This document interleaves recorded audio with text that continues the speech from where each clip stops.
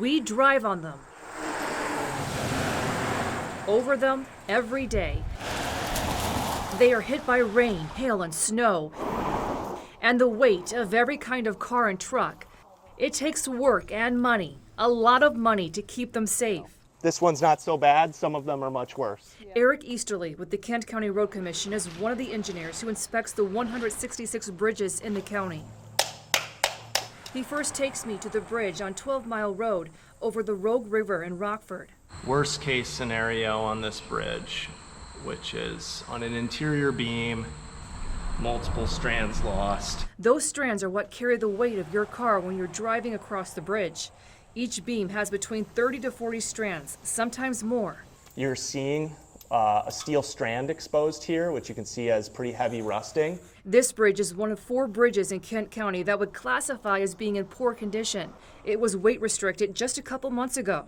By keeping those higher stress, higher weights off of the bridge, it's another method of us extending its life so we can buy ourselves time to financially, build up a project and be able to repair the bridge. As a whole, Easterly says the structures are looking fair, and he stresses this bridge is safe, but if money were no option, we would already be repairing this bridge.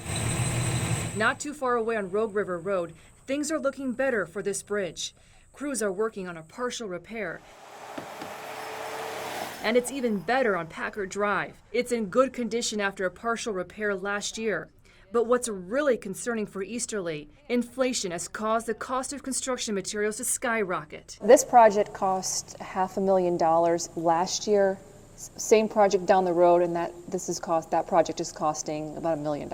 Correct, and that's what is really alarming to us. And this problem is only going to get worse. We will have less than 50% of our roads and bridges in good and fair condition, meaning more than 50% will be in poor condition. That's concerning. It really is. Lance Benanimi with Michigan Infrastructure and Transportation Association says while Governor Whitmer's $3.5 billion Rebuilding Michigan bond program that was approved in 2020 is helping, more needs to be done. We really need to invest in these bridges before we do have to close them down. This problem won't go away, and the longer we wait, the more expensive it becomes.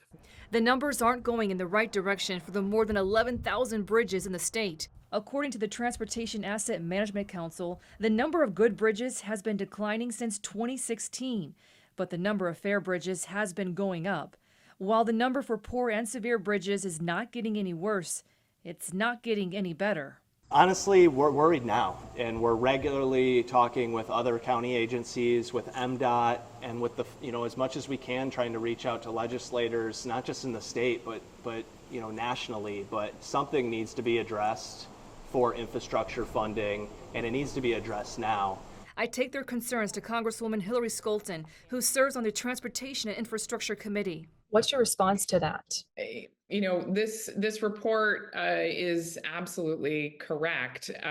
We have divested from the National Highway Trust Fund for years. This is a problem that did not get created overnight. Skolton, who is running for re-election, says while historic amounts of money have been poured into our roads and bridges through the Bipartisan Infrastructure Law, or IIJA, it's still not enough.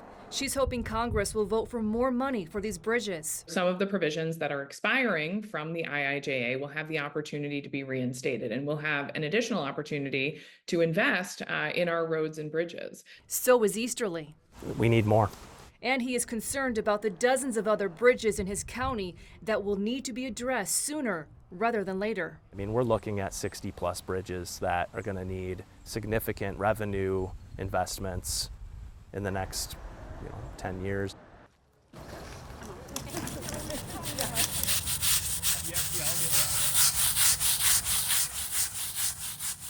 The Army has a saying about soldier for life.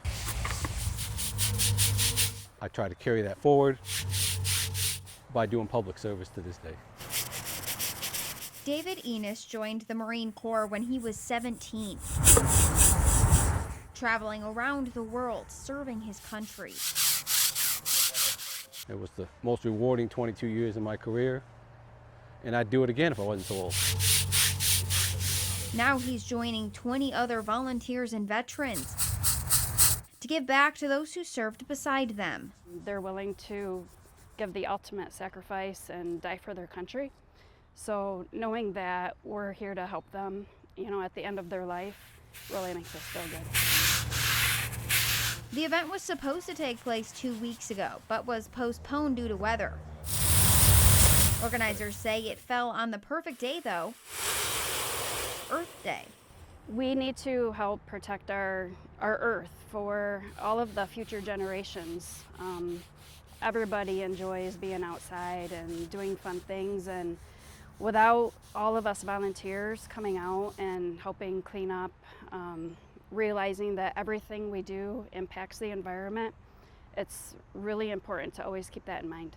And volunteers say this event is about giving back to the people who risked everything for our country.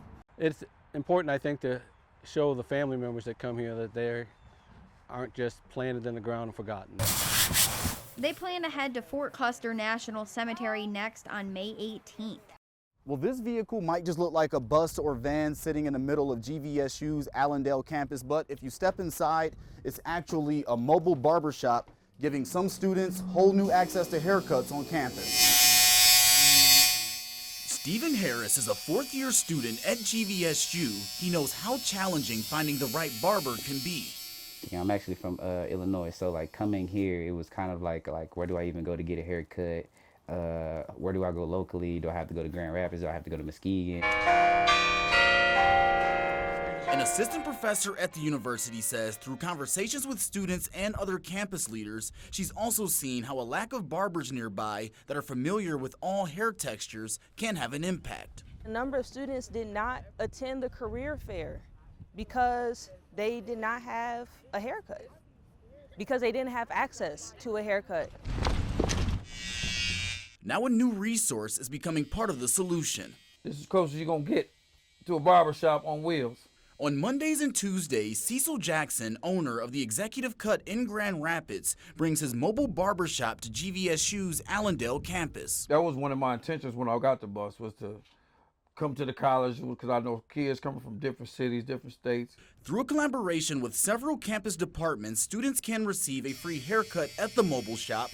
In return, they are encouraged to attend an event at GVSU's Career Center or engage with the Office of Multicultural Affairs and African American Studies programming. Because we want students to get connected around campus. So many times people come, it's such a big campus, it's hard to know what's here and what's there. Jackson is reaching around 100 haircuts a month, and for him, the whole thing has been a lot of fun.